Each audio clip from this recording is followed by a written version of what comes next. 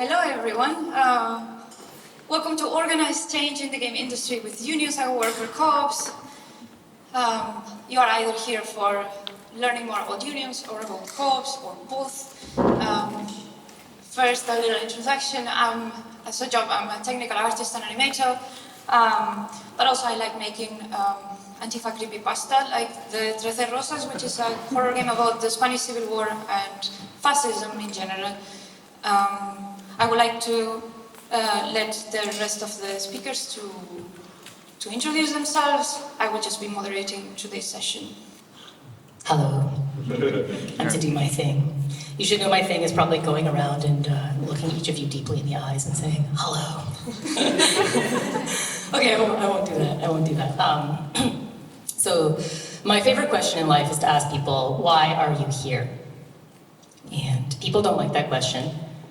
But I find it a beautiful question, and I'm curious why you're here, so you can tell me anytime. But I'm here because I'm thinking about work. And I'm thinking about work because I've worked my whole life and I'm completely exhausted. Is anyone else exhausted? Yeah, okay, yeah, we're tired. We need to come to the dream room, we can have a nap. But we need a long nap, you know? I'm here to talk to you about work. I think work is broken.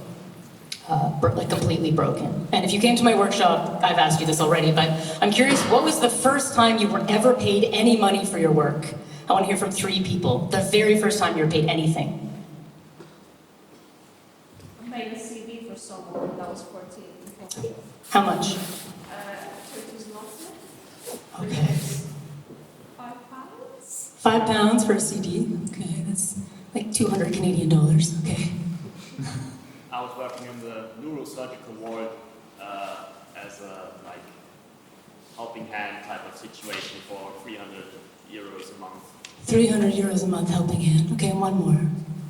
Yeah. I was partner of an exhibition, and it was €500 for like 6 months of my game being shown. €500 for 6 months? Yes. Okay. and now who works for money? Who gets money for their work? Anyone here not have to work for money? You're independently wealthy. People have lied about this in the past. I've seen it happen. I won't blame you. I'm not going to blame you. I don't know. I wouldn't want to put my hand up either.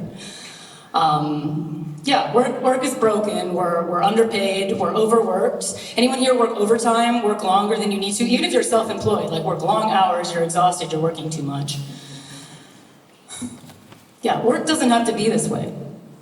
Work can be any way we want it to be. That's my opinion. We're game designers. We're designers of worlds. I don't understand why we stick with a system that isn't working for us. And they're going to talk about this more later, but just quickly, who here knows what a worker co-op is? A worker-owned co-op specifically. Whoa, hot room. Okay, I'm not going to give you any spoilers, okay? I'm going to let them explain it to you later. Owned and controlled by the workers. And who here knows what a union is? Okay, and again, no spoilers. This is coming later. I'm giving a teaser for what's to come. It's you and your coworkers coming together to make your workplace more human. Okay. So yeah, why are we all here? Why are we here? We're here because work is bad. I started this project. If you don't like the game, change the rules. There's a free comic. There's a white paper also, but you can't have these because I only have 2, but you can read them if you want. About mostly Canadian, but I talked to people around the world about labor. I talked to game developers, co-op experts, union experts, and I asked them, what's going on? Are there interesting game co-ops? Are there interesting game unions? Are there people doing interesting work? And why can't we design a world that we'd want to live in? So in 2022, I started this research. I interviewed and surveyed 88 people with my collaborator, Michael Antione, and we made the fictionalized comic. And then I brought the comic to GDC, and Taipei, and Tokyo, and Kyoto, and I talked to people in Mexico City, and Vancouver, and Halifax, and I've been kind of all over talking to people about work, and preaching at no one, just asking people questions about what is work like. Yeah, we're almost out of comics, so if you want one, take one. And yeah, me, Marie, I like drone sounds, you know. I co-founded Toronto Games Week. I used to work for AMAZE for 3 years, so I have infinite love for the organizers because I know how hard it is. And yeah, you can read the other stuff on my bio, but I'm really happy to meet you.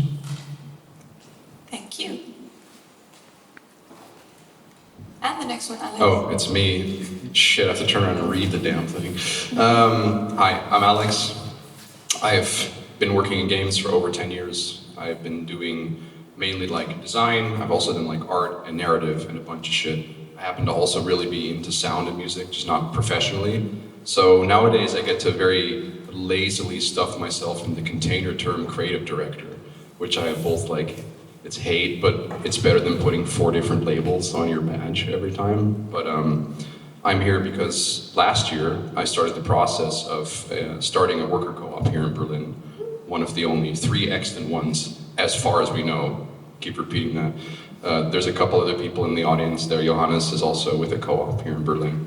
So feel free to talk to them also later. Yeah, we're here to talk about this. And Rüdiger.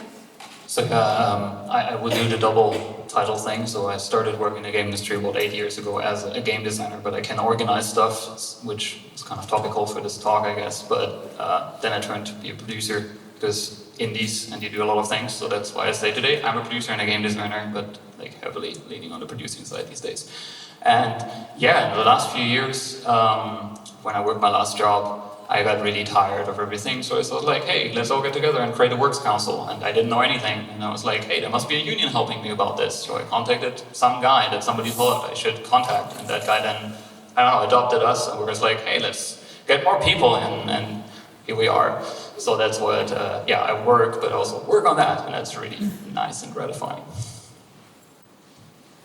So we can start first with a little introduction of what unions and works councils are. By Rüdiger. And you can start. And I just continue. Well, let's see, where am I? Oh yeah, okay. So yeah, first the depressing part, the state of the industry. So you might have like read the news sometimes, and it kind of doesn't sound that well right now. There are firings, my favorite word, restructurings, and closures, at least that's honest in somewhat form. Better than restructurings. But yeah, basically the people that are suffering the most from this like shareholder focused, great word again, corporate management are we, the employees or the game workers. And while these members of the corporate C-level class, they go on to fire another day, we stand alone, having lost or fearing having to lose our job. But again, you might have guessed it doesn't have to be that way, so what can we do about it? I mean, I guess you can join a union. We should join a union.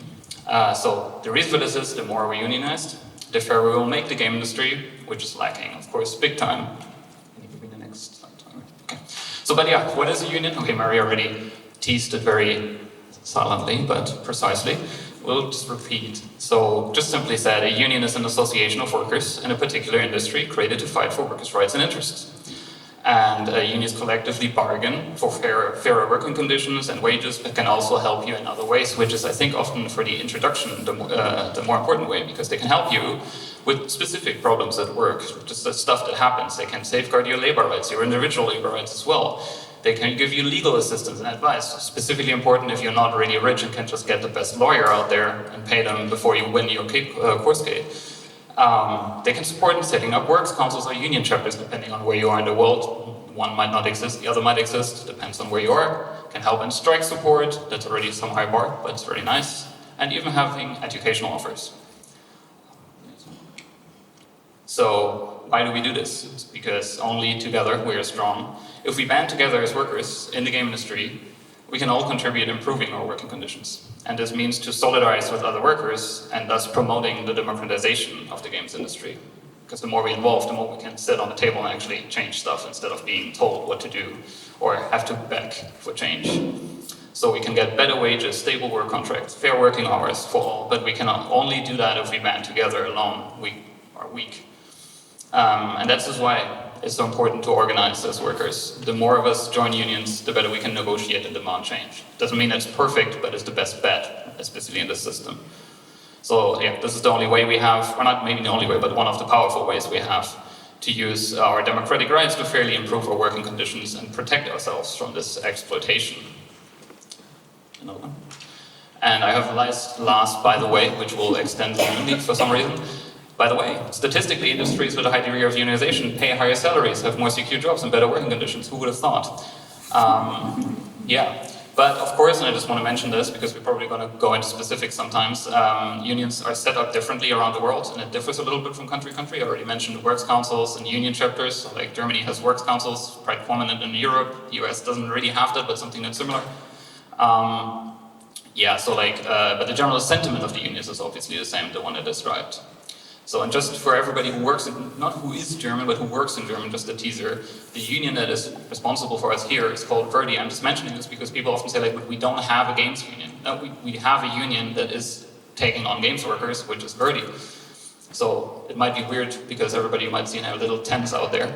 But yeah, so this is the guys that actually help us. And we will have a QR code in the back, and the last slide that will, after Alex and Marie maybe talk some more about co-ops, that you can use to join right now, because this is a nice thing about Germany. You can just join whenever. You don't need to tell anybody. It can be your secret. It's very easy to get in, which is a little bit different from the rest of the, from some of the rest of the world.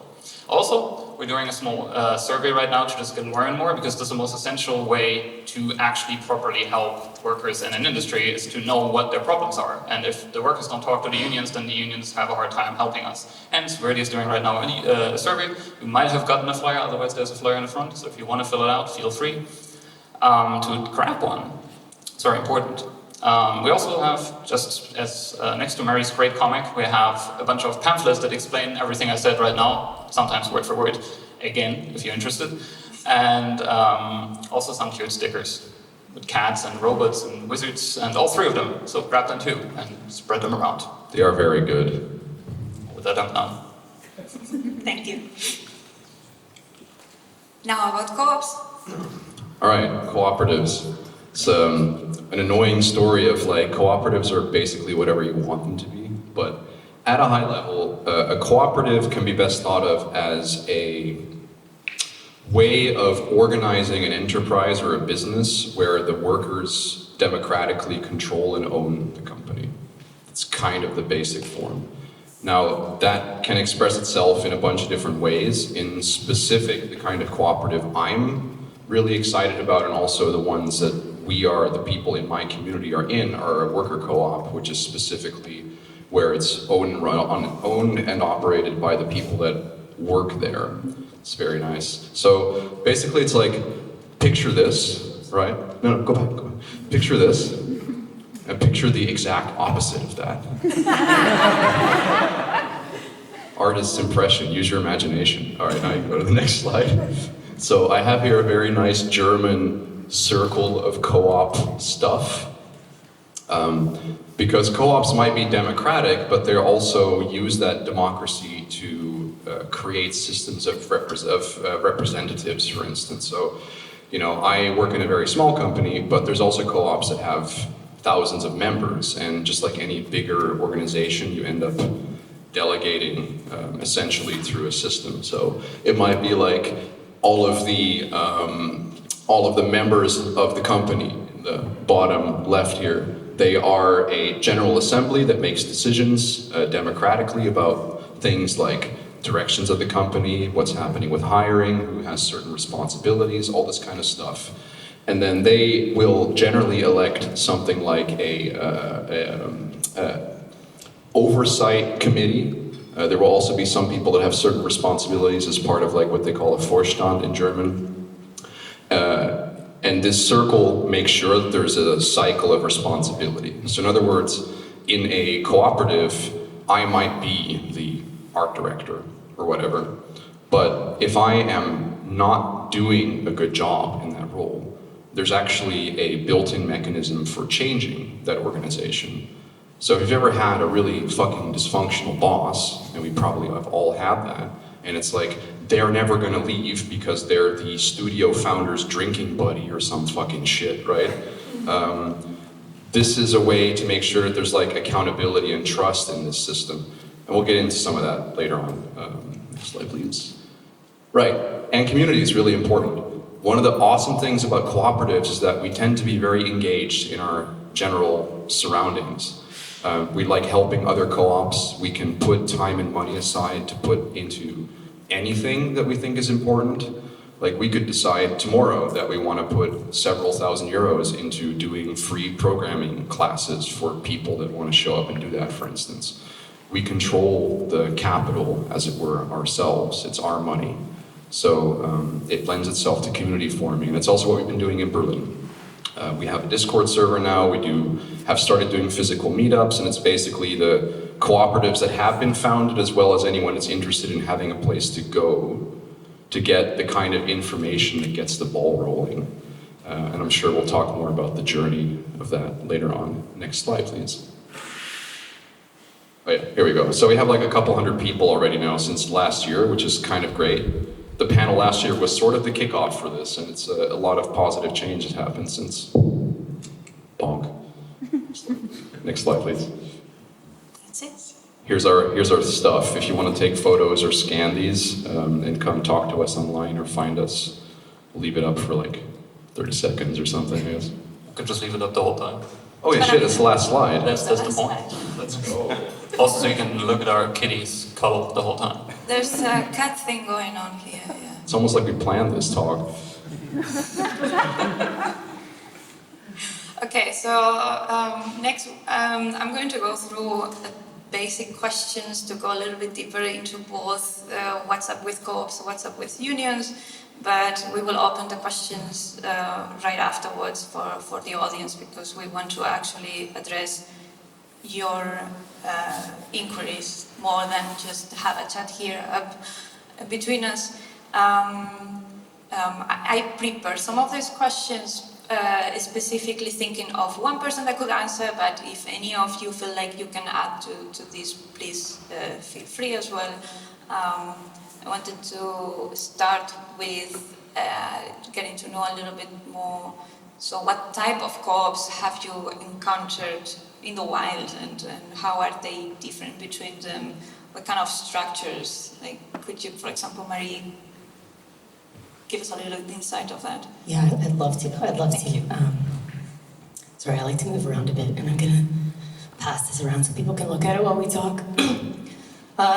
So the only kind of co-op I'm really interested in personally is worker co-ops.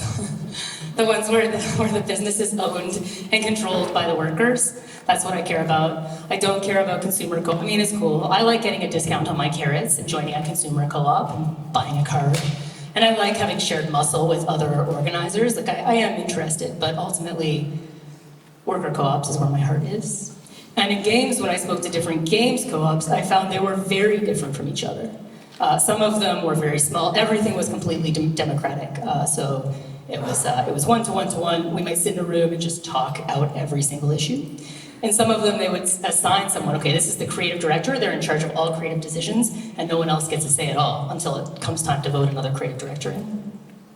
One of them had a CEO, and they voted that she should be paid more than the others. Like, they decided this is what we want, and it was run like a traditional company. That's certainly a choice. It's a choice. It's a thing you can do. And when you said earlier, like, co-ops can do kind of whatever they want, it's true. I mean, like, co-ops can be evil if they want. There are shared values. I mean, if you look in the comic, you can read about it, but there are shared values and principles of co-ops. But there's nothing really preventing a co-op legally from doing a little bit of evil or having, like, bad values. It reflects the values of the people that are in it. There are some, everywhere in the world is different in terms of, like, how it's regulated, like what counts as a co-op. In the States, any Americans here? Not me, I'm not gonna put my hand up. I mean, I love you, but yeah, every state is different. Many of the states are different. Canada's different. I talk to people all over in different countries. Some places don't even really recognize it yet. So there's a wide variety. My interest is in worker-owned co-ops, where the workers own the work, and they control the labor, and they control the money together. Yeah. Awesome. Alex, what motivated you to found one? I mean, look, to put it very simply and dramatically, I reached a point in my career where I can no longer continue making games unless I do it in an environment that respects me as a human being. Like, you know, I started the co-op coming out of a burnout at my previous job, and that was really like hitting a brick wall. It made me realize that I've had a cycle of almost burnouts throughout my entire career, and I wanted to not do that anymore. You know, so what motivated me was, like, I already wanted the people that I work with, and myself included under the cooperative, to own the value that we create. Like, I don't want some person above me that has been placed there by the hand of God to extract all of my creativity and all of the value that I generate, so to speak. Did it work? Have you escaped burnout? Yes, because now I have people around me that will actually support me when I say, like, I think I should go home now, or I would like to take, okay, so full disclosure, I have ADHD, and that makes planning and executive function kind of difficult sometimes. And it's like, sometimes I just need a couple hours off the cuff. Like this morning, I just really need to clean my house, and I just need to do that. And I can just do that because I have people around me that are like, okay, you know? So I don't gel with an expectation of some guy that's like, be here for 8 hours, do this. It's not a very human way to work. It's not a very human way to be creative. So it's like all of the reasons motivated me, but it was mainly a health and well-being thing, I think, in the end. You know, I just couldn't continue. I wouldn't be in games otherwise. Like, fuck this shit. Like, yeah. I feel you. Mary, is this experience familiar to you? Have you encountered other co-op founders that were like, yeah, this is the path, this is where we stood, and this is how we ended up? The reason I got interested in this research in the first place, as I said, was because I was tired. But it was also because I'd done a research report a few years before on work from home. And I spoke to all kinds of I'm a game developer too. I code, I design games. I often forget to mention that on the stage. But I spoke to all these game devs, and they were all burning out. And I noticed a trend, especially around neurodivergent, autistic, ADHD, others, LGBTQIA, queer, sick, chronically unwell people, that they wanted a different system. The system is especially hard on people who are marginalized. It is awful. I don't need to tell some of you how bad it is. So yeah, a lot of co-ops are founded by people who identify as a member of a marginalized group, who have been sexually harassed out of the industry or bullied out of the industry, and then they're building their own industry. It sounds lovely. Yeah. I mean, it's a dramatic reason, but I like to see the hope in that. I mean, it's not a utopia. Again, a co-op can be anything. Like, anyone can start a co-op. But yes, the ones I spoke to were really great. I guess my next question is already answered, like, would you say it's worth it? Yeah. Because, like, I mean, I won't go on too long about it, but, like, I think there's a lot of myth busting that needs to happen regarding. Okay, so I want to borrow one of Johannes's talking points from last year, which is really valuable, I think, is that, like, it's easy to underestimate, like, how much sharing burden, if you will, makes things more livable. You know, everyone knows what's going on in the industry and how fucked that is, bloody blah, fuck Phil Spencer, all that stuff, right? But, like, you read a article, I'm an indie dev, I have my own studio, I have had for 15 years, and I don't want to do it anymore because I lay awake at night every time going, like, how am I going to make the employee payments 6 months from now, or whatever, you know? It sucks to share that, to have that kind of a burden and be by yourself and carry it inside, and, like, any work is work, any enterprise is difficult and has challenges and stuff, but, like, actually a lot of shit is way easier when you share it with other people. So, like, and that's not even getting into the fact that you can define the amount of responsibility. I was totally fine in a co-op to be like, I want you to make this decision. Everyone's cool with that, and that's the way it is, but it's like, I'd rather be in a situation where I have agency and I feel like I have a realistic picture of everything is work and difficult, so then why not just do it together and have agency over that, rather than live in this, like, illusion that people are making things easy for you when they really aren't. You know, like, this kind of I hope that makes sense. But. Are people being convinced yet? Is anyone slowly being convinced by Alex's arguments? I am. I'm being convinced. Yeah.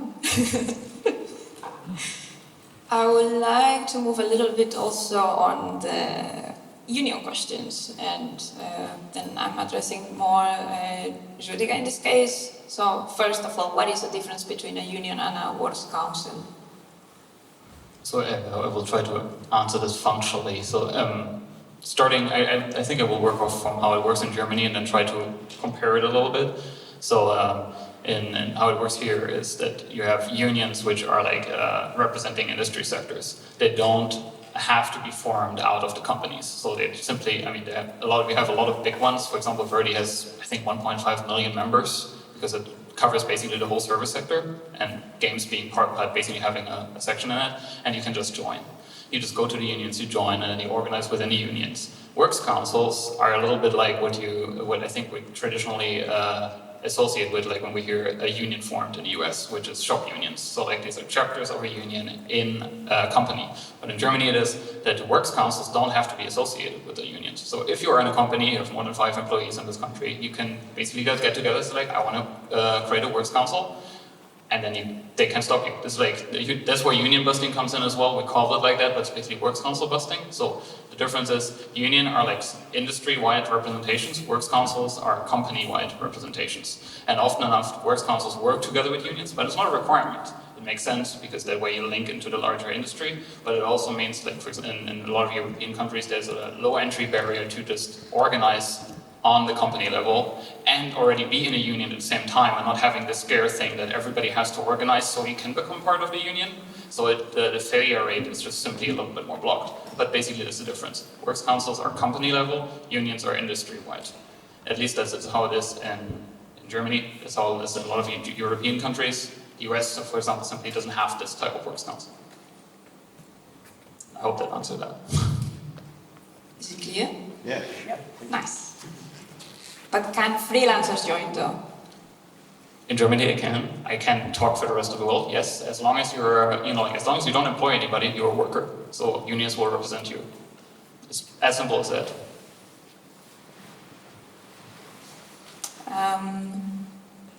And another very specific question about joining or not. Can you still join a union if you are a part-time employee but also own a company? That's actually a fun question because I asked it myself once because I didn't say it, but it said on my introductory slide. I also had a company way back, but I was working at the same time and I was talking to like a union friend. And the answer is yes, you can. They will represent you for your worker, let's say, condition. They will not help you as an employer, but they will help you in the context where you're a worker. So yeah, of course you can join. As long as you're working in any part as an employee or freelancing capacity and you're not that will be represented by the unions. But you can have your own business at the side. They're just not going to help you if you have issues there with your workers. Then the union will represent your workers. It's a little bit of a conundrum, but... I think it's always a conundrum, right? It's like, as I said, like unions are not, as I said, co-ops are not perfect, unions are not perfect. These are all run by humans. Like I said, like Verdi has 1.5 million members. This is like a lot of people with a lot of different interests that needs to be managed. We're just lucky that we really got some people that like to work from the bottom up. So there's like, we said like, oh cool, we don't know much about you, tell us more. And they just started to organize us and just give us whatever you need. But eventually, like in any big organization, you will get to like the more structural stuff. But it's not really a union issue, this is like organizing humans issue. Marie, 2 cents about the unionizing though. I don't know, anything extra that you want to add about unions? Unions, yeah. People have often asked me about co-ops versus unions. Co-ops and unions, I like to say like ampersand, here we are. Here are some ideas because we're going to tear it down and build it again, right? So in the meantime, we can have them both. A lot of people who I spoke to who were more interested in union organizing were people who had families to support, or they were racialized, or they had situations where they just couldn't go start a company that may or may not succeed. Now, co-ops are much more likely to succeed, just so you know, compared to other businesses, statistically, but it's a risk, and it's not the same risk for everyone. It's not the same if you're 22 and have generational wealth and are feeling pretty good, as it is when you're 40 and have a family support and you're trying to bring your family, your extended family from another country, let's say Palestine, and you're terrified and overwhelmed. Like you might not be able to start a co-op right now, but you might be able to support a union. So not everyone can start a co-op right now. Yeah. Yeah, like not everyone can start a company. Not everyone. If you don't like it, just quit and make your own company. Sure, that will work well. Yeah, that's the circumstances are make a lot for the context. It might be also that you can start a co-op and at the same time you are working, so you are also part of the union for your worker part of your work activity, right? Yeah, sorry, maybe quickly just the reason also why we have both topics together is because ultimately there's a shared, goal to democratize work. It's just, I mean, in a perfect world, we wouldn't need as unions band together to fight the capitalists. So it's kind of like, this is like born out of the need of how our society is split into different classes and they have different interests and we need to represent ourselves. And when it comes to co-ops, they do it differently, but we also want to create a work environment where we own what we work, we have a say in it. We just do it differently, but that's why we also sit here together, because I think it makes sense to have that conversation together, because we have a shared goal, right? Yeah, exactly. I mean, for me, it's a humane workplace. I love working. Why is work painful? I don't understand. I love work. I love what I do. I love making games. Why is it bad? Why is it hard? Yeah, that's the goal. May I add something? Of course. I just wanted to say that, yes, starting a business is scary and it's not easy, and many people cannot for a variety of reasons. So, and even with that in mind, this is why community is important. It is much easier to do all those things despite all that was just said if there's people around you that have been through the process that are open to talking about their experiences and sharing resources and stuff. Like, I met Johannes at the Global Game Jam a couple of years ago, and I just offhandedly mentioned that I was interested in starting a co-op, and he's like, oh yeah, Ramo. It was like, weirdest fucking, yeah. But Johannes helped us so much in finding out who to talk to, which organizations to go, what we could expect, all this stuff. So having some people in the community can really help, with respect, of course, to all that other stuff, which is reality, of course. Yeah, I want everything. That's why I'm here now. I have a question for all of you, so maybe, I don't know, Marie can start with this, but why would you personally recommend these democratic ways of governance in a company? Either or both. Help. Help. I'm always like, wait, do I believe in democracy? Oh no, this is welcome to the inside of my mind. I'm on something really strong, and then why? Okay, I want to feel okay, and I want everyone around me to feel okay. So my interest is exploring the structures that will make that happen for us. Right now, I'd much rather be voting with other people on what happens to us than have any single boss telling me what's happening to me. But I'm also open to new ideas and other ways of doing things. Yeah. I don't want someone else to be in charge. That's a good answer. So I guess I will continue. I feel like it's like double answer. One is I think that if now a less important one would be an individual one. Of course, I want to have a nice working environment where I'm at. That's the ultimate thing, but it's also like I want it for everybody, because I know if other people don't have it just around me, but also in the extended world around me, then I'm going to be miserable eventually too. I feel like I have to be a little bit cynical to be like, I'm fine, everybody is fucked up, but I don't care. So this is kind of where the motivation specifically for the organization and unions come from, which is like, okay, there is, specifically I feel like it stems from a little political frustration. I'm not sure how you feel about it, but my whole life I look at like this party system that we're in, and Germany went through all these fun little neoliberal reforms, and we're still stuck in it in Europe, just whatever, and you look at it and it's like, what the hell? And then you wonder, how can I change something, and you feel powerless. But with this, it's like, okay, I can do something where I am most of the time in my life, at work. So of course I want my work to be nice, so I want to go there, but I also don't feel like, fucked up when I come home in the evening. But also, it's a place where I see the most tangible change they can immediately make. Through Works Council, for example, but then also through unions, and it's just very gratifying to get people together to share similar grievances. I'm not sure how you feel. I grew up very Christian, so there's this kind of thing. I was like, don't be angry. Just don't do this. But no, fuck that shit. I want to be angry. I want to have some other people to just be like angry with, and not be like, oh no, don't do that. It's like, no, it's very good to just be angry together, not just complain, but be angry. That we know that that's not ultimately won't change anything, but to have that in the unions and just like, yeah, you have the same problem, yeah, it sucks, fuck that, and then find a way to change it. Of course, that's the constructive part, but even that first part, that's awesome. And in that sense, that's why I do a lot of these things, and I would recommend you to do it. And I think that's the good part of democracy. Obviously, right now, this thing is kind of broken, but I think we need to fix it. But we can only fix it from the bottom up. Our technocratic overlords, whatever political system they're from, they're not going to do it. They don't really have an incentive. We have to force them to do it. I love what you're saying.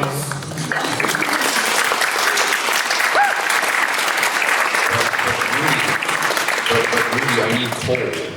Yeah, cool. Oh, shit. I have something to add to that. I'm gonna be, yes, all that stuff, but here's a fun one. It's actually kind of apolitical and actually doesn't have a lot to do with ideology. Even if all you care about is making more money, you will make more money as an employee in these systems. Like, you only gain. Unless you are a owner-manager and you have equity that the people under you don't, you will gain from this. You don't have to give a shit about any of that political stuff. It's just going to improve your situation. Remember, by the way, statistically, more money. Statistically, yes. Statistically speaking. Correct. We like coal, we like statistics in Germany, I guess. Statistically speaking, these are based facts. All right, thank you all so much. We are open for the questions from the audience, if anybody has a question, and I guess we run out of microphones, or... I would love to walk around. It's my dream to move It's right now, your so please let me. Crowd work, Marie, let's go. Hello, can you talk about money? Yes. You talk about money. Yeah? What do you mean, though? So, all those people who are having a hard time, we come together. We go away from the companies that underpay us, and we say, yes, but we don't have the money yet. So how do we get to the money part? Great question. I can really only answer in the route that I took personally, because, yeah, it's an issue. The one thing I can say before I get into that is that a worker co-op is completely compatible with the sort of like routes that people tend to take with indie games, for instance. It depends a little bit, like, for instance, let's say I wanted to get a publishing contract with somebody, right, for a game I'm making. I would just sign a separate document with them that lives outside of our arrangement as a cooperative. Like, they wouldn't get a seat at the worker table and get like a share in the enterprise or something, but you just write whatever your arrangement is off to the sides, and that way things stay compatible and nice and clean. The route that we personally took is twofold. So we had a little bit of time from like unemployment, frankly. Like, I got laid off and I had my burnout and all that stuff, you know, so we got our shit together. It is, like many creative industries, very network dependent, I think. We had enough of a network that we were able to, after considerable amount of trying, get like some client work as a studio that is like kind of okay. And we went via the Medium board to get some prototype funding. We did take advantage of the opportunities that Berlin has in this case. And it's like, I'm very thankful they exist, because it isn't easy to have no money and set this stuff up, right? But thankfully people want to help around you. Like, the people at the Medium board are very friendly, you know, and I think a lot of people are ready for different work narratives, so I guess it also works in the favor, but yeah. So it's like combination of the regular routes one might take to get games funding or to get studio funding. Certainly if you're very senior in the industry, maybe you can just straight up do what all these dudes from like Blizzard do, where they're like, we're gonna make a studio, and then they just do whatever their, you know, money arrangement is or whatnot. And public funding, this kind of thing. But it's actually just the same struggle, except you're not doing it by yourself because you're wearing like a CEO tag or whatever it is, right? Yeah, that's my route. I know it's a messy answer, but reality isn't clean in this case, you know. Rich parents. That helps, There was a yeah. lot of that. There were a lot of rich parents, rich grandparents, inheritances.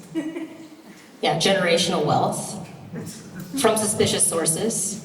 But young people who want to do something different with it, you know, people who want to build something. Public funding. Partners who worked in tech. People who worked in tech and then left tech and got to do this. A lot of quietness around who had money and who didn't. Yeah, and sometimes, yeah, public funding, living in a country where there's good public health care, supports. Quebec is amazing. We have something called Réseau Co-op, and they support you, help you get grants. You know, it's not perfect, but yeah, rich parents. It's in the comment. That's why I put it in the comment. Frankly, other co-ops, like we have a bit of a dream. We have a dream in our community that eventually we might make a co-op publisher. It's like a cooperative of co-ops. We can just choose, like let's say you want to apply to Medium Board, right? But you don't have the 10 grand that you need to do the actual offset for the loan that they give you or whatever. We could as a community just decide to give that money to people from the money that we've made. For instance, this is also something I'm excited about doing. It's helping other people seed their projects and stuff. Yeah, maybe, so I love talking about money, but now a lot of stuff was already talked about. Like, Sorry. No, it's fine. It's like I don't have to say it myself, but I want to put in, as we talked about the company route, I want to bring up the unions as well. Like one thing that like definitely is like on the table to talk about is to influence how, for example, public money is granted to things and put some conditions on it. For example, we just said like here in Germany, we have a bunch of public fundings, which is nice, but they don't really raise with inflation. That would be a nice thing if it's like, you know, like actually goes up over time, because like it's now the same as it was 7 years ago, where I'm just like, you know, like there's a lot of stuff that happened to money in that span of time. But anyway, so like you can do fractionally less with it now. It would be nice to have some push on that one. And that can be done with like, you know, it can be done through lobbying, but it can also be done with that, for example, unions is like, hey, if public funding, so technically tax money is given to companies, then there should be certain standards. For example, you know, like there's a minimum of pay that everybody needs to get if you use this money, and then you can link that to like, oh, that also means there has a minimum amount of funding that these people have to get, and the percentage is also, this is a grief of mine because I come from a family that has no money, so I've had some rich friends, so like yes, that thing helped, or I can run around baked for 500 bucks from 20 people, that also works, a little annoying, but works. But nicer would be if it's just like, oh, I apply for a thing, that's a cool project, here is the money, and then maybe we check in on you that you don't run away and I don't know, buy a lot of whatever, Coke or something. That would be completely fine, and I think way more fair than this whole thing like, oh, we give you 80%, but the other 20% you have to have, that shows your commitment. I'm just like, I'm poor, what commitment do you want from me? Like, should I mean, 20K, we, for example, have Wear a cardboard sign. Yeah, it's like, that's always ridiculous to me, but this is something that like, that has to be pushed from the people. It could be, for example, what a union could do if you asked for it. Like, hey, maybe we can influence these things and kind of try to get a better deal out of public funding, how tax money is actually used. Yeah. I do want to add one more thing, if that's okay. I don't want to like overdo it, but it's worth mentioning that the cooperative form in Germany, at least, has like even better liability protection than the GmbH does, which is like the general business form here.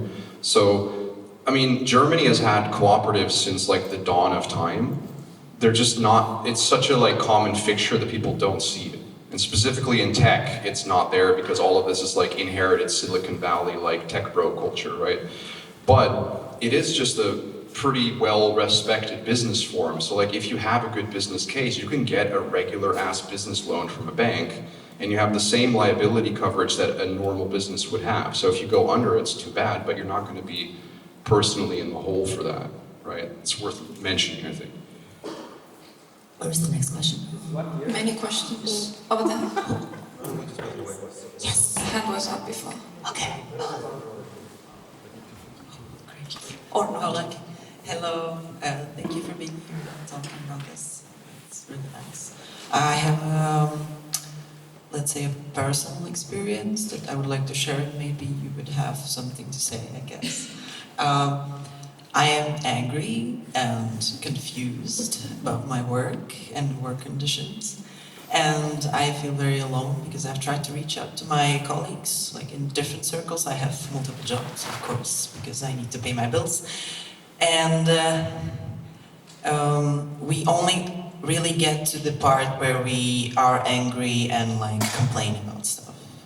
And I have had an opportunity to like organize a bit with like an adjacent group, I guess, that doesn't, however, like understand my specific like workplace.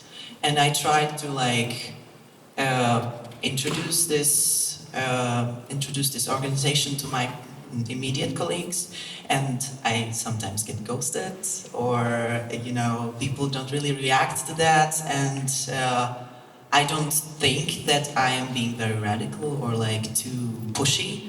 I just try to like open up a conversation and be very like, I understand you, this is horrible, it sucks. Hey, I heard these people have some solutions, like we could maybe try something, but I never got anywhere like farther. Have you had this experience, or like should I just do it anyway on my own for now and maybe? Are you a game designer? I am a game developer, and also I have experience from academic circles. Okay.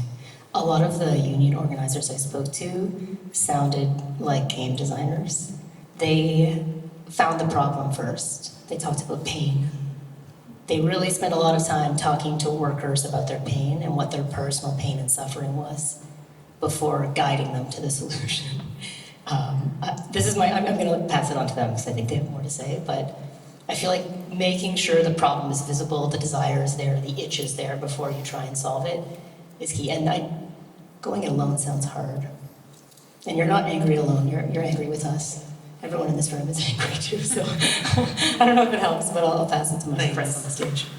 Yeah, maybe I picked that up. And so like, first the answer was like, have you experienced something like that? And the answer definitely is yes. I think I haven't been ghosted yet, and if otherwise I might be ignorant to having been ghosted, it might be completely possible.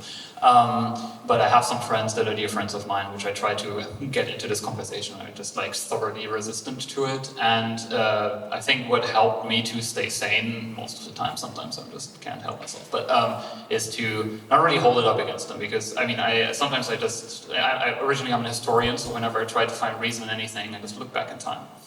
So, and then I look, and I don't have to look far, but like just the general, I go back to my political thing from before, general political direction the West has gone through in the last 30, 40, 50 years explains a lot why like people have been very much taught to isolate themselves and fend for themselves, and it's like you make your career, you find your career, you find your dream, etc. And like although we all here we band together to a degree, the game industry is phenomenally connected, but sometimes we just don't realize how we could use that differently from just, you know, networking and getting a better job. But this is, I think, the mindset that we have all been pushed in. I'm including myself in this, which is kind of holding us back. So what helped me sometimes is trying to empathize with this, before that, as Marie probably said, like finding the pain, is to saying like, okay, I don't say like, hey, here's the problem and here's how we find a solution, but like, you linger on that point and like bring the solution softly up. If you see there's resistance, also it helps to kind of like collect if you get counter arguments, if you don't get any, that's obviously harder. If you get counter arguments, just collect them. It's obviously really hard to do that alone. This is kind of like stuff, for example, that union organizers teach you. They say like, hey, when you talk to people, make a list of the arguments that you get, the worries that people get, even the counter arguments they have, so like you can collectively kind of find an idea to deal with this. But yeah, doing it alone, really hard. It's just, I want to say like, don't give up or some, you know, like thing, but I know how hard that can be if you're completely alone.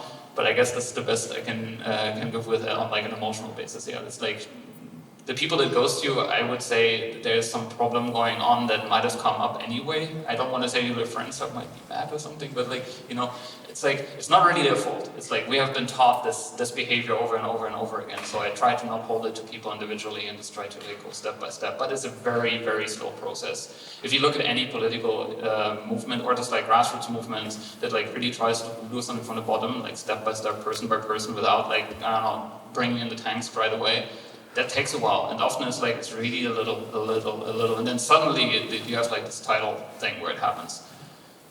It's sometimes really frustrating if you're like before the tide starts, and I can really emphasize this, but yeah, I don't know, like, We're all here, Marie said, like, you're not alone. You're not alone. Are So they hang in alone? there. Is this person alone? Are they alone? No. Or are they with you? With people? Okay, yeah, we're with you. And then yeah, psychology books. Read psychology books. Read about abusive relationships and how to support your friends getting out of abusive relationships. It's kind of the same. Validate, listen. When you're ready to leave, I'm here to help. You know, like this. Yeah, just listen. I have one thing to add. It's like, it can be really helpful to find people that can put the positive energy back in. Like, all the energy is leaving you towards this thing that's not rewarding you. But if you can find some folks that can help refuel, that also makes it easier. It doesn't fix the problem you described, of course, but like, you know, pop into the Verity Discord and talk to them every now and then, and maybe you get a little bit of positivity back, that it's not all just bullshit in your head or whatever, you know? I was thinking they should do field trips to your, you should do demo days where you can show them joyfulness and care. Here's the 4 of us in our office.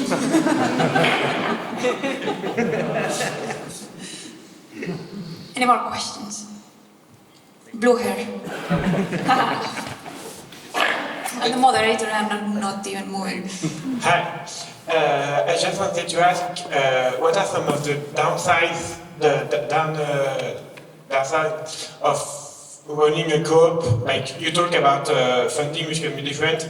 You talk about democracy, which can be complicated and require a lot of effort and energy. And what kind of system can you put in place to prevent to help against those downsides and to help against to make the company don't be evil? Like, you talk about some code that became evil. How do you prevent that? Thank you. Just quick, I didn't meet any evil co-ops. I'm just saying theoretically, or methodologically. So part of the whole co-op thing is that the whole democracy aspect is in the legal foundation of the company, right? So a lot of people get the words twisted occasionally. People are like, how's your collective doing? And it's like, the thing about cooperatives you have to understand is that you're sort of like legally coerced to be democratic, which I know sounds really funny when you say it out loud, but the stuff you're describing, you write down ahead of time in a document that defines the bylaws of how the company operates. So to the best of your ability, you work with the people around you to essentially create protocol and create norms and agree upon certain things together. And that's in a living document that is one way when the company starts and can be changed over time. You know, you have your democratic assemblies, maybe we should do this a little bit differently, all this stuff. Of course, there is a fundamental human factor about working democratically that you can't get around. There's just generally going to be a higher threshold of trust, you know, if it's not just your employee or whatever. I personally have found that the people that care about this stuff are just generally lovely. So I haven't had any negative experiences. I've never had to bring up this topic of like, what are this guy's like shit, and we have to, but we did think about that stuff and write it down, like what we would do and what the process would be. And here there are organizations that sort of validate the co-op founding process that also review all that stuff and kind of like help you out with that and feedback and stuff. But yeah, you can't ultimately get around the fact that you have to feel like you know someone well and you trust them and you're bringing them into this like, you know, circle of trust.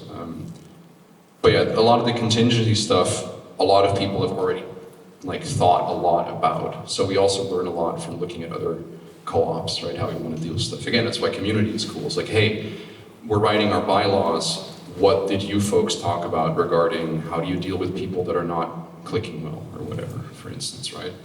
You don't have to do it alone. But yeah, the human element is just there. I personally find it to be a perfectly fine trade-off for all the other stuff, but yeah, you do kind of need some like fundamental faith in people wanting to do good things, I guess. I don't think you can design your way out of human nature. That's kind of how we got here in the first place. It's like, I hope this incentive system doesn't do the thing that it obviously incentivizes people to do, you know, like. I hope that that's kind of helpful. I know it's, again, it's very like. Next question. Many questions. You choose. Partial because Thank you. Yeah, I mean, I kind of have maybe more like the questions about the legal aspect of it, or like just a bit of background. So I formed a GmbH with 2 other friends a couple years ago, and when we did that, we thought a lot about like what would be the founding document, like what are the rules, how do we run this, what happens if it falls apart, if one of us is like really turns out to be really bad to work with, etc. Like it was a lot of work put into it, and these days I'm starting to think a lot about like also a cooperative, because I feel like even the 3 of us, it's too little, we struggle a lot, the future is really uncertain, we want to keep doing what we set out to do, but it's more than what we can handle, and I think we really need to band up with other people, and maybe locally, maybe beyond that, but it's becoming more and more clear to me that that needs to happen. And now I'm trying to kind of understand, when you want to form a cooperative, then do you have to sit down again and kind of like create a document for like a bunch of companies that are individual entities, and then kind of like define how they work together, and that's the legal document that again kind of has to dictate what's going to happen in case of like something going wrong. Does it have to be, you know, like it's something that you kind of create with a lawyer too, and it's complicated because then lawyers come in, that's costly, like we don't want to involve lawyers. We should talk about this. Okay, I have an idea for the questions. You can all boo if you hate it. But I think we should, at the end of the question, which is now, if people have the same question, put up your hand. I think we should gather like 8 questions, and then we can talk to people individually, or like figure out, because there's so many questions. How do you feel? Who relates to this question and also has the same question? Okay, pretty good. We've got about 7. Let's do a couple questions in a row. Who has another question? Questions back here. We can do Mike and Teeny together. Short questions so we can get everyone. Hi, thank you. Amazing talk so far. I want to ask about like the scaling co-ops, and like I can very well imagine that when you get together with a couple of friends and you know them well and connect, that it works out. But I'm imagining if you want to do bigger projects, maybe how the whole thing looks with maybe 10, 20, 30, 100 people. Have you run, Marie, in any, like, on your search for co-ops in any bigger ones? And like, do you have plans for scaling? Is there like a plan for that, or yeah? Who wants to know about scaling co-ops? Okay, that's a lot of people. There were only anyway, we'll talk about it later. We have one here. Hey, my question is very simple. With the co-ops, how the processes of hiring people and firing people are, if they are heavily affected or not, because you are bringing someone new, will have power to vote. Firing someone is not easy, and firing someone, like, you know, voting them off the island is not easy as well. So yeah. How do you do it? And if you're in your experience, you like how did this situation? Maybe some extra tips you need to have. I have stories about that. Who wants this question? Okay, you all want all the questions. Is there one over there? Yeah, I have a question. Hi, over here. I'm not satisfied with just like unions and co-ops. I want a strong workers' movement, like moving towards solidarity and justice internationally. I think I know what union action looks like when unions sort of band together and help each other out. I'm just curious if you have any like war stories or just interesting stories about when co-ops do the same, like when they look outside their co-op and try to link up with struggles locally, internationally, wherever. I hope someone is writing some of this down because it's in my mind, but nice, yeah. Other questions? Oh, wait, let's vote. Banding together as co-ops. Oh no, you're all curious about everything. Next question. How are you surprised? Like... I don't know. I thought there might be some, yeah, next. A union question.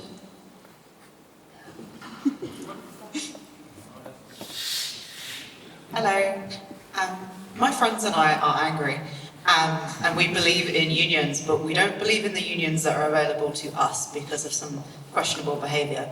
What would you suggest we do? Vote. Who wants it? Okay, yeah, go ahead. I feel like we're making a Spotify playlist. How many songs do we have? Like 6 so far, 5 maybe. Yeah. Shall we do one more and then start? I also am interested in this whole topic of work being terrible and it needing to be fixed in some sort of way. My question is, how much of its sucking comes from the overarching economic structure that the studio is placed into versus how me and my good friends are making our game. There's publishing, there's distribution, there's what people expect as the deliverables, and I wonder how much of that plays into the work being maybe unbearable. So who's interested in that? And, okay, we'll stop for a bit, but I do want to hear all the questions. Next year's just AMAZE labor. Fucking hope so. So we start on the top, right? Yeah, we started with the legal procedure. Yeah, also, that was your question was regarding what happens if I want to go from a GmbH to a co-op, right? I have some ideas, but I'll let you talk. The thing is, I didn't do that, so I have only like a vague idea, actually, because I just skipped that step. But the fact of the matter is that, like, probably, so we had to do a business plan, we had to do our bylaws, essentially. It's the two most important ones. Regular ass, run-of-the-mill business plan that you show people that you have at least some idea of what you're going to do. A lot of that you can probably just recycle from your GmbH. If the business plan made sense then, it probably still does. The bylaws, you will probably just, you said you wrote something along the lines of like the way the company rules would operate. You would probably just transplant, maybe, Johan, did you have a good answer to this, or? Hi. I don't think. I see it now. Yeah. So one of the things that hasn't been noted yet is that at least in Germany, if you found a co-op, you have to do it through the co-op association, which will help you founding with everything. They will give you templates for bylaws. They will talk you through business cases. They will check if what you're telling them makes sense. And so that's different. You have people who will help you found the co-op. So you will have someone to talk to.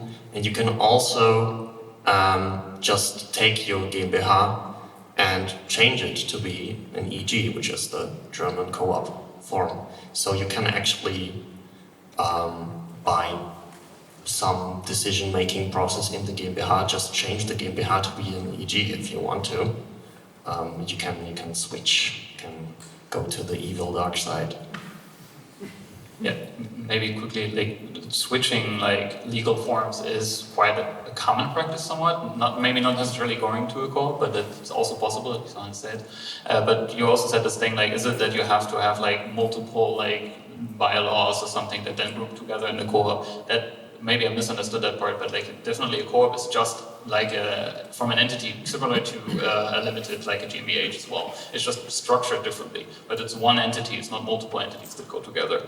So in that sense, from the outside, it behaves quite similarly to a classic company. It's just the way it's structured inside that's differently. And for that, you would have to do new bylaws, but probably also parts of the plan that you have in your current one, you could probably take over. But yeah, you would have to do this legal switch, and it's also probably advisable, you would need some form of, I'm not sure if you need a full lawyer, but I don't have experience with it, but generally it's always a good advice to have these people around, because specifically in Germany. The co-op association that helps you actually has a lawyer that will look at all your stuff. So it'll cost a little bit of money. I don't know, of course, what it would cost to go from a GmbH to an AG. You probably skip some steps, but at the end of the day, you will have to pay their lawyer to look at your documentation. We spent about $5,000 altogether from start to finish, which is, again, still capital. Not everyone has it, but it isn't that much money in the grand scheme of starting a company. Business financing is whack. That's all I'm going to say.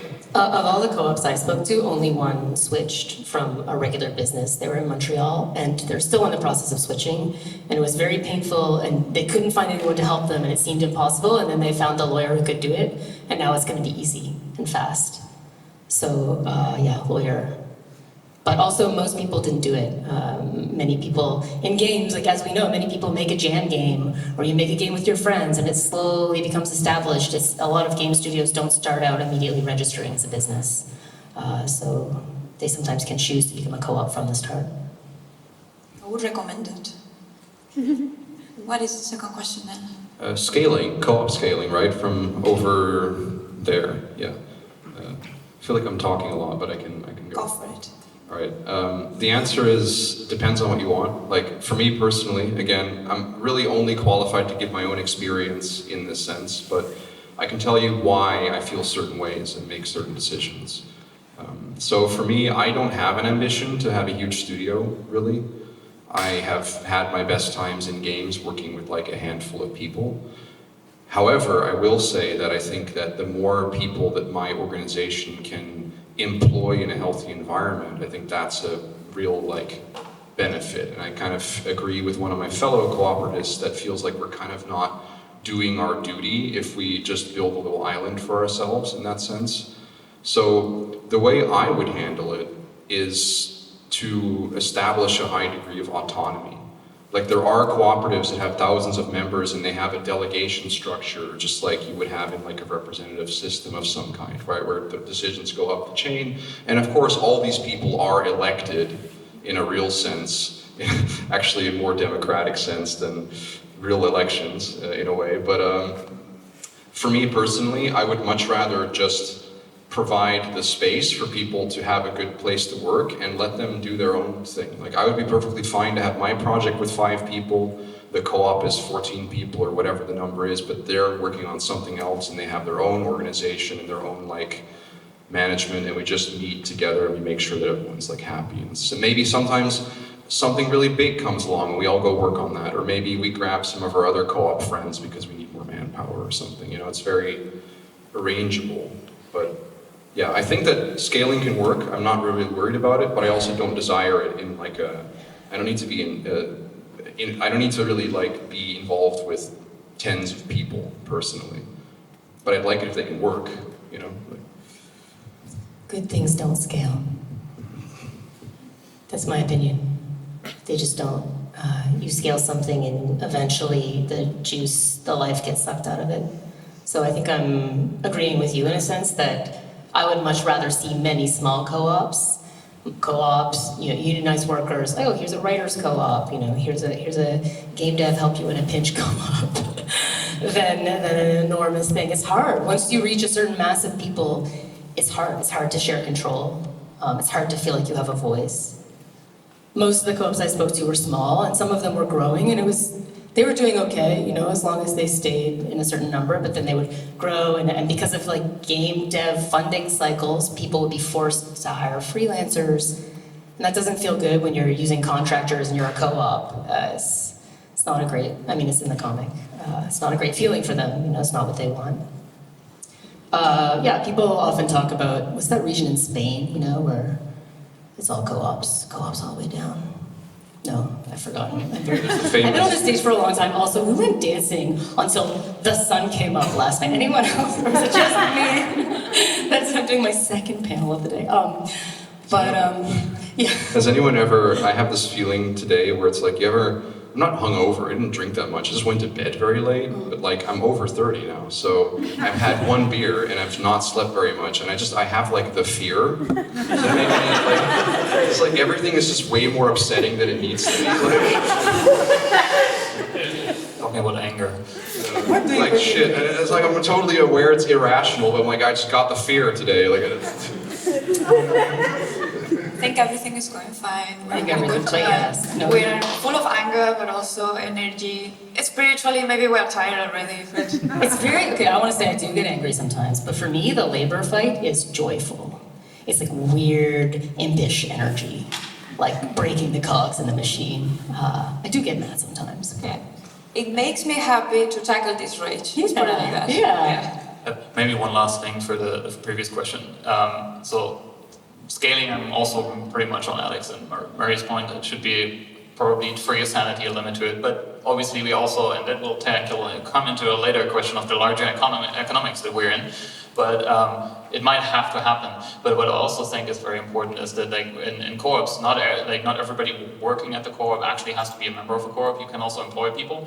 I don't like that much because I like everybody sharing the ownership. But on the other hand, there might also be points where people don't want that yet, or maybe not at all. But I think so. Like this system can be also used to onboard people onto the idea of a co-op. So like they're an employee first, but then later once they feel like, oh yeah, this is totally cool, I actually want to vote in when we make decisions, and they can become one. So like, again, like this comes to the whole thing, co-ops are not necessarily good or evil, and by default, it depends on how you set them up. So this could be also exploited. That's why I wanted to mention it. So this is where a lot of the scaling happens. So for example, I'm not quite sure, but I think Leva is a co-op, but I'm pretty sure not every worker and like a checkout is actually part of the, the upper echelon. There are laws in some countries against about how much non-co-op worker labor you can have.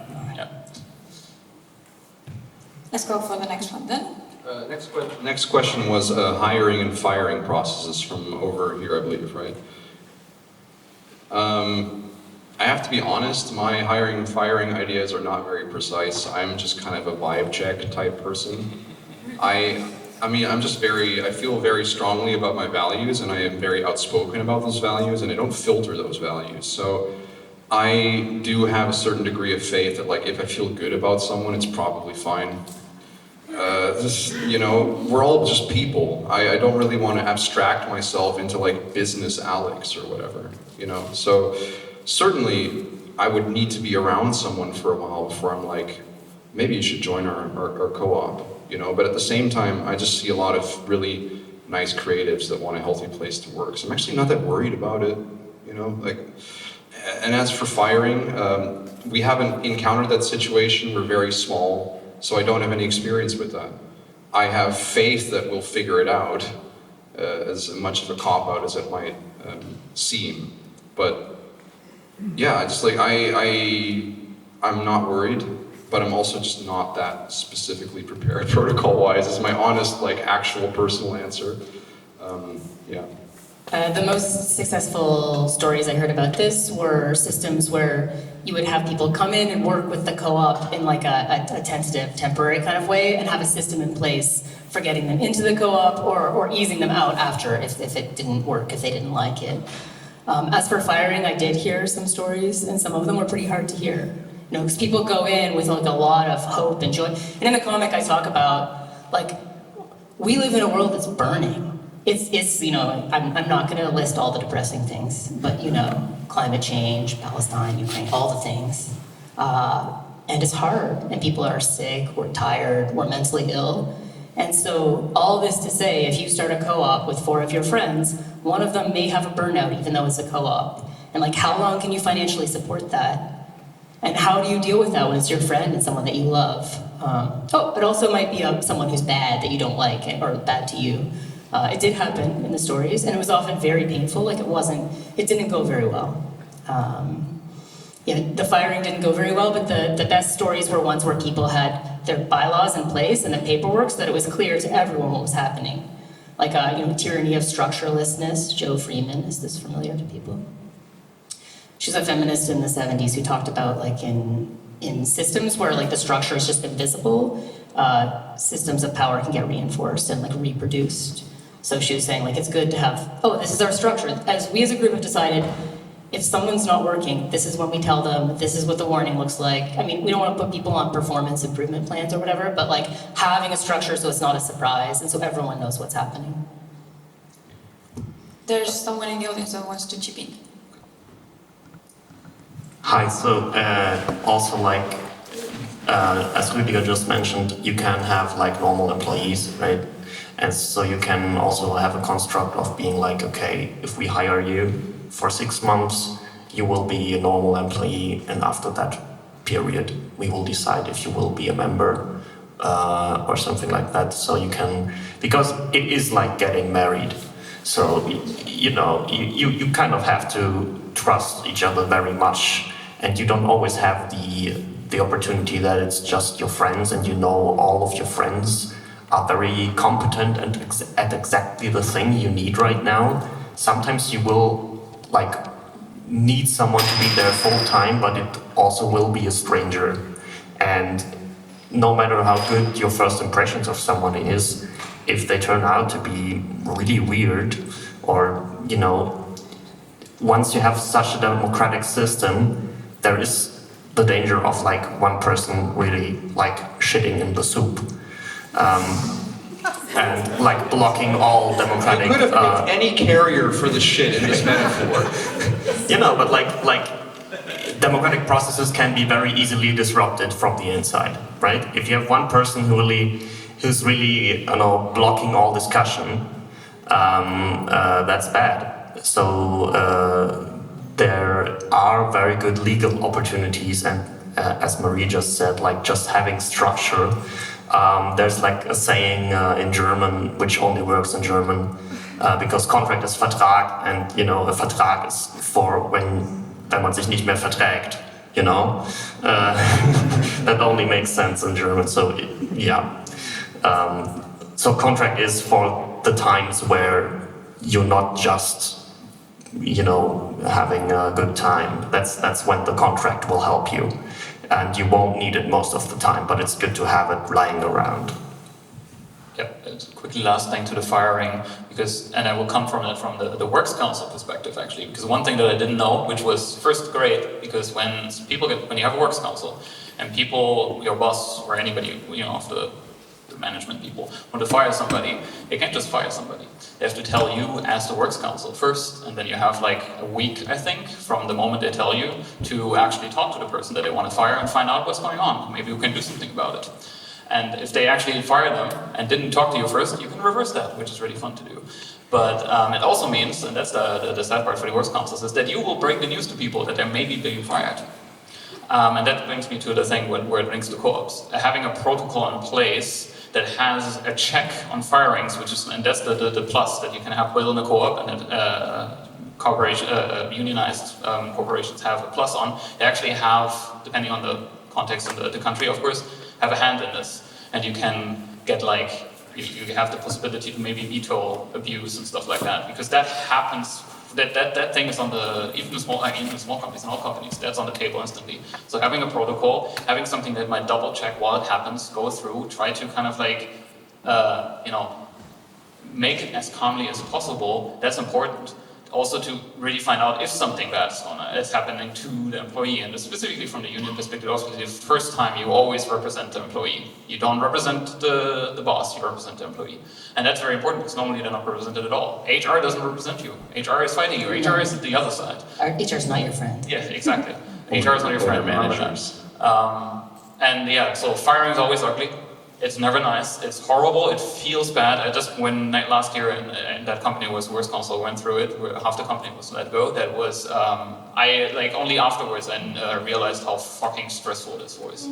And like just imagine this thing, like you sit around with your friends that you work with, and you already know it's coming, but the company is like shutting you up. You can't talk at that, but because everything is prepared in the background, and you're trying to keep as many people as possible in. So sometimes you sit on a table where people decide who's getting fired. That sucks, but it's also so important that the people that have a form of democratic backing by the other coworkers are on that table, because the worst part would be you's not there.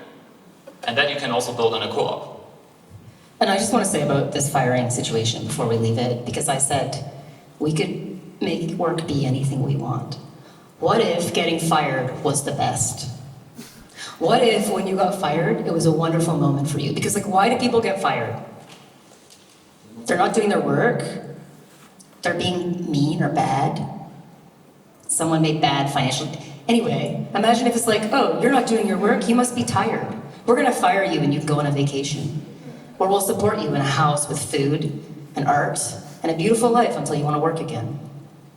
I'm just saying it doesn't have to be this way. Yeah, like you're never gonna have to beg me in the German context to like, please fire me. You know? I don't know if people here are familiar with that, but it's this thing where like, you know, you don't get your unemployment if you quit. So there's this weird unspoken practice in Germany when technically you're quitting, but you ask your boss, can you please fire me? Yeah, I would be like, well, I'm not their boss, but we would collectively be like, yeah, of course we'll fucking fire you. You know, like, I wanted to add, I know we've gone on a bit, but it is a very complicated, prickly element of the whole co-op thing. But I'll add that, like, I personally, and this is, again, the flexibility of co-ops, like, I personally made the decision, I think, not to think about the protocol so much, because to me, the core group of people that I'm with is kind of the thing. Like, I think if anyone had to leave for some reason, it might not really work for me anymore, actually. And I think that once we get more people in, we will revisit that conversation. I just want to say it's really interesting that you say that, because some of the co-op organizations I spoke to said, don't bother being a co-op unless you want to grow or have succession. They said, just be a business that's owned by 3 people. I don't know. I don't know if that's what they said. I'm reporting the research. But it was like, if you don't want to grow or pass it on to other people, like the point of this entire legal structure is to protect the people to come and the people in the future. So if it's just you and your friends, like a co-owned business with the bylaws is the same. Can you just clarify how you feel about that statement? Oh, I want to. I'm sorry, it's just like, it feels spicy. It is spicy. I was spiced by it. I was spiced and surprised by it. I think that there's something radical politically about saying, I want to do a co-op. There's something challenging against capitalism. I mean, not in the deepest way that I want, not in the deep, dark way that I want, where we get from its disgusting roots, but so in that way, I think I don't agree. But I found it an interesting statement to make because it reveals something about the structure and like what it means, like how co-ops sit in capitalism. When I was doing this research, I was surprised to find how many bosses would get mad at me. Like friends who were turns out unions are controversial. What is the price? But co-ops were less. People were like, oh, cute, a commune? Are you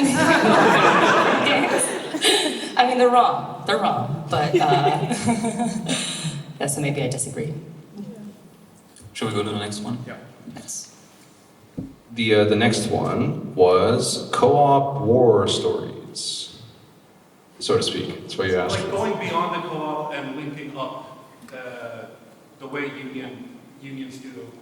Like when one union is on strike, other unions do solidarity action. Are co-ops able to do that? Do you have any cool stories to tell? I mean, most co-ops like to support other co-ops. Most co-ops want to hire other co-ops if they can. It's part of the philosophy. I didn't see any cool world-changing movements of co-ops and solidarity, but I'm curious. I mean, like I see the discords. There are multiple discords you can join where people support each other, but not the kind of intense. I mean, I would love to see it. Yeah, I don't have any. Look, here's the thing. They 100% exist.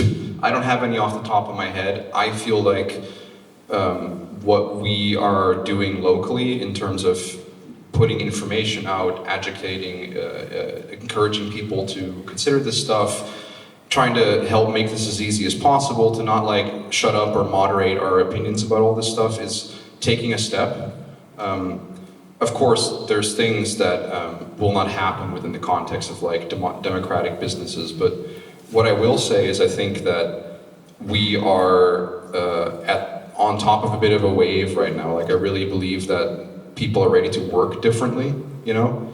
And it wouldn't surprise me if actually just people making as many co-ops as possible will lead to like a really big change in all of this stuff. So there's not like, I feel like there's something happening that goes beyond just like, we're making a co-op, you know, like there's something coalescing and coming together. Most of the people that I know that are doing co-op stuff are also otherwise politically active, but it's of course not the same as like unions striking together or whatnot. So I don't have any exciting stuff, but I do think there's definitely something happening. I feel something happening. And I'll just add, I looked up, it's the Mondragon. Yeah, Mondragon. In Spain, and I'm not going to go too deep into it because there's so many questions, but that is a region where there are so many, it's like a co-op land of all the co-ops on co-ops on co-ops, which is kind of interesting. Do you want to talk about it? Wait, is it, I know Mondragon is a cooperative, I didn't know it was a region. It's a town founded in 1958. Should we read the wiki together? But it's a corporation and federation of worker cooperatives. Yeah. So there's co-ops on co-ops on co-ops there. And there were some complicated things about, I feel like I can't go too deep into it. I don't want to. The one thing I will say is, based on what I read about Mondragon years ago, admittedly, is that they don't have like equal pay structures and stuff, which I think is kind of a no-no, personally. Maybe we can take that topic also outside later, because we want to be around later if you want to talk more standing outside. We have like around 10 more minutes and 2 more questions. Yeah, let's do those. If you want to? How bad do you want to? Show it with both your hands. What do you mean? Okay, he really wants. I'm going to bring it. Then I have it here. Oh, perfect. And then we do the last 2. So, kind of the most radical geopolitical type of thing I could think of was that I think maybe I'm not very good, like the Kurdish regions in Rojava and around, a lot of things there are cooperatively organized. But yeah, I'm not too well informed on this, but I know that that's happening. But yeah, so you can look into this. I think the autonomous regions in Kurdistan, there's a lot of like organizing business in a cooperative way. So there's a whole can of buckets, of course. Can of buckets? Oh man, can of worms. Yeah, bucket of worms, can of worms, can of buckets. A soup with worms in it? Yeah, soup. All right, the next question was from you, I believe. You don't like your unions in your area. Yeah. I mean, mildly put, perhaps. Yeah, you said like you had like, we forgot that like there's some stuff that you didn't agree with how they did things, if I got it correctly. All right, so as I don't know which union we're talking about, which region and stuff like that, I'm trying to be general. In general, my experience with, in Germany, I said like they have quite big unions. For example, Verdi is part of like one of these head unions, DGB, that have like, I don't know how many million people in there. Obviously, I don't agree with everything. For example, I feel that they're striking more again, but I think they could strike way more. They could be way more radical, thanks. They could be, I don't know, less inclined to still hang out with the Social Democrats so much, because that didn't go as a bring us anywhere. But they can do that. It's their decisions. And I think, so all of this is also big structure things. And from my experience, with I'm just some little guy, we're like new, industry, so they don't know much about it, is to enter it from the bottom and find like people that are either already kind of sympathize with or know something about your field, or that you trust to kind of like on board to that. This is the reason why I feel like we have a very good working relationship with Verdi, is because we found 1, 2, 3 people that were just like, yeah, I don't know anything, but like, sure, let's do it. Like, it was like, I mean, in a way, it was just, there was this, we were kind of like adopted by this angry Gen Z Xer that's just like, yeah, fuck yeah. You all look like punks, I like that, let's do it. And then he like, I don't know, sites like old German punk bands that half of us don't understand because don't speak German, but like, it's just refreshing. It's just like, he doesn't really, like, whatever is there, we work with, and we do this, and then we go somewhere. And that like kind of created for us this like nice basis of just going somewhere. And eventually we will have to deal with the larger context of like a big union. And I know that's gonna be annoying, like, anything that's, like, eventually goes very large. We talked about it with the co-ops, don't make them too large, maybe that's annoying. Will be there, but like when it comes to organizing workers, eventually this is what you have to deal with. So you have to scale up, but I think you have to find like a nice starting point. And if your union, or like the union that seemingly wants to do this for you is, well, you don't see it, maybe look around a little more, maybe you could find it. And if you don't find it, maybe go to another union and say like, hey, they suck, can you help us? Or like maybe you can help us to like push some sense into them. Like there might be other unions. Like, in the end, it's like just finding an ally that kind of helps you to overcome this thing. Obviously, there's never a guarantee for success, but I feel like this works. And the ultimate, and I think this last resort thing, I would always try to get into the structures first and work with them, and then parallel with other stuff, like we cooperate on the co-op union stuff, which is like, yeah, we do that. If all of that doesn't work, then you might have to start over. But I would do that at the last point, but really try to use what structures are there, because that is, having a network that you can like go into and get some support out is immensely helpful. I don't know how, if we would gotten any here, if these people wouldn't have been there. I was basically, I joined the union in 2018 basically because I wanted somebody to actually read through my contract. And from then on, I only got support from them. as a migrant in this country, German is not a very easy language to learn, and I'm sorry I still don't speak it that fluently, but like, if there was no Works Council, that can happen independently of the Works Council members to be part of a union or not. At least I had the support that I cannot have individually because I don't have that kind of money for going every single time to a lawyer privately and say, hey, can you read through this contract? Is it all right? I just pay my 1% brutto a month and don't have to think about that, and I don't have to think about if my tax declaration is wrong or not, and as a freelancer I can see if things that are in the contract make sense or not, because freelancers lack a lot of labor protection in a work relationship, and there's plenty of freelancers in this industry as well as in cinema. It was just, even as at an individual level, but also looking at it from a systemic view, is someone coming here to a very foreign language place. It was hard to find that many people in the union that would speak fluent English, but I would just Germanglish my way through. And that was the support that I needed to continue working and learning what my rights were here. And every single time I was talking to another female colleague, I would be like, you can even sign a contract and say that you will never ever have children. It's on them. And I wouldn't have known that if I didn't have the knowledge, the collective knowledge that is this big organization that is the union. Now I'm spreading the word around, just sign everything. It's gonna be their problem, the employer problem, if you have to sign these things, not you. I have a comment to something you said, actually. So part of your answer, I got this impression that it's like maybe there's another union that is interested in springing forth a game developer branch, essentially, right? Like, this union is cool, but they don't do anything in my industry, but maybe they will. Is that... Okay, I don't know if it works. That's kind of what you did, isn't it, with Verdi, more or less? They were the deal with software. They just didn't. But when I talked to them, they just said like, "Hey, you're in games, right? Yeah, we always wanted to learn something." So this specific guy knew that it lacked knowledge there, and I was just like, "There's somebody from that industry. We don't have a lot. Latch onto it, and that's really important." That's why I said like we were lucky with this one person. Sometimes you just be lucky. It's in the end, it's people. It's not the big structure. The structure is made out of people, and you have to, either be lucky, like we were, or find that person. How many questions do we have left? We have one. Let's do the last question, and then after the last question, I'm going to invite people to the stage, take a photo, and you can hide your face if you want with this or with the other scene. But I feel like it'd be a great, I feel like it would be a great thing to show that we care. And we're here. Depends how long it is. How long is it? Very short. If you have it very short, yes. Definitely. It's not a question, it's a comment.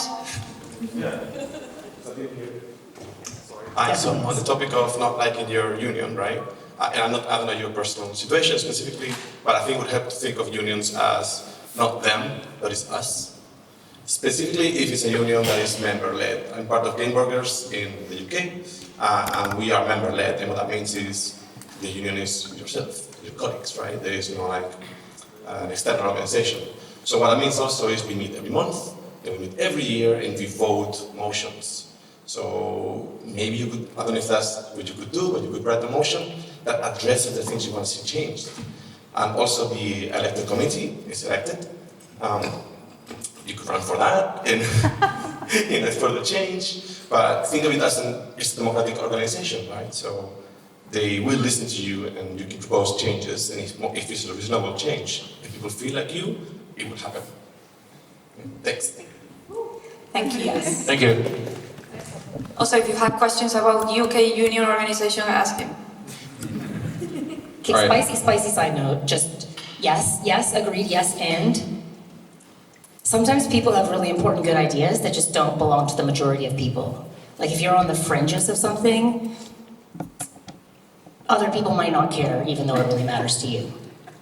It's been my lived experience. So but yes, and that is real, and I see it and I honor it. The final question was, why does it suck? It's over. It was more, is it enough to change the way your studio works, or problem, a macro problem that involves the larger market with the way publishers and distribution and everything else works. It's a question of is it big enough, I guess.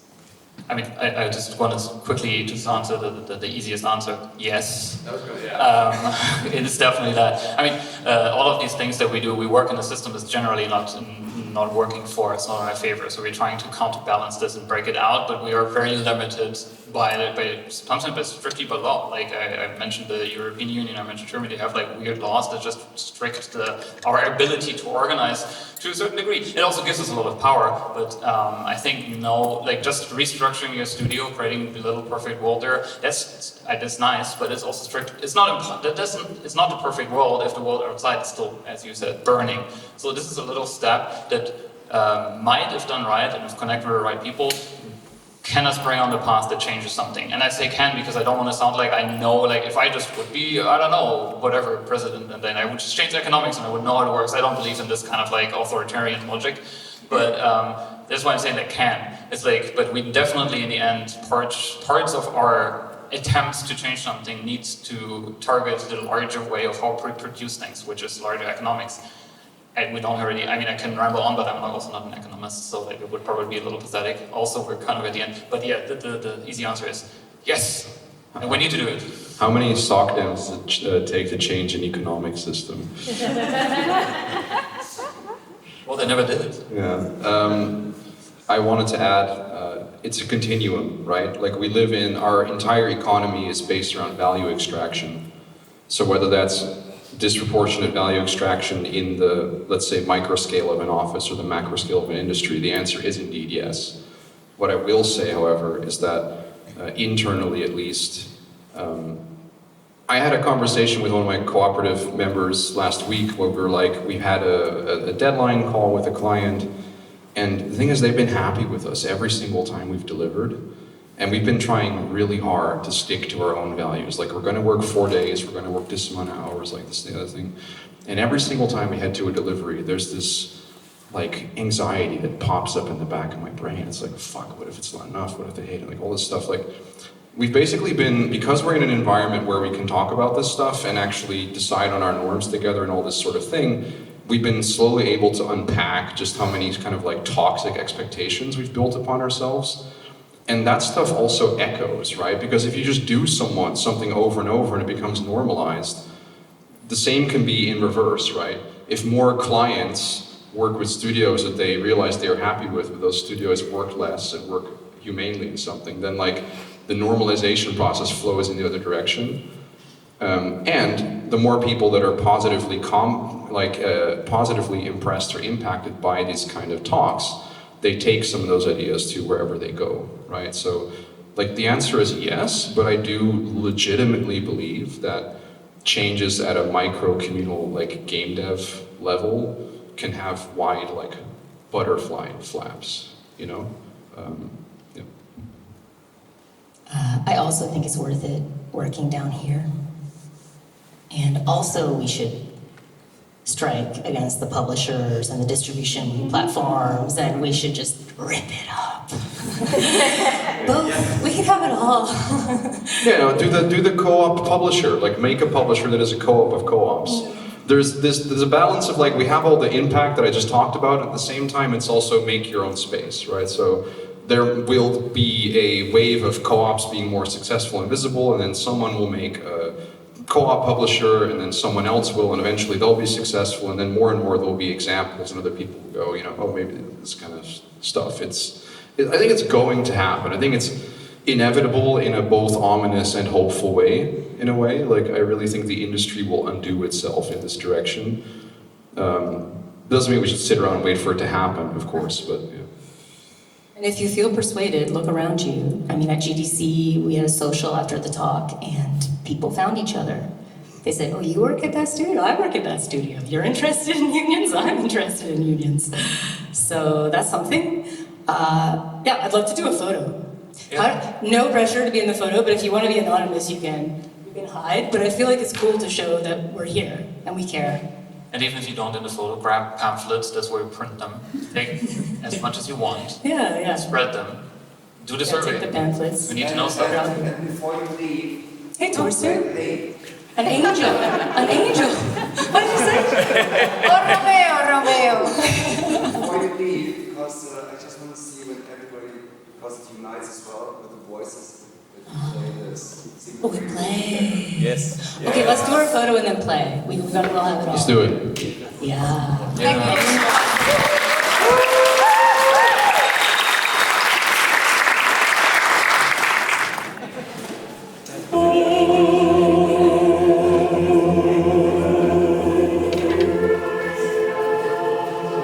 We're putting our labor slide back up, so you know our labor slide's going back up.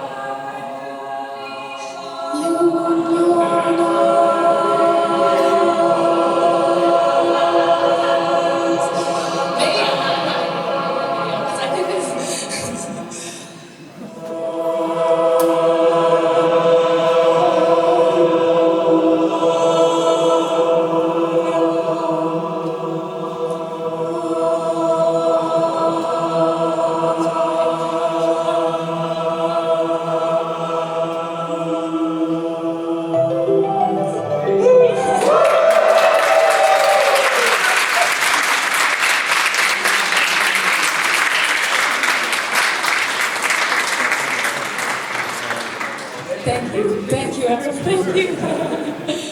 I'm feeling a lot better.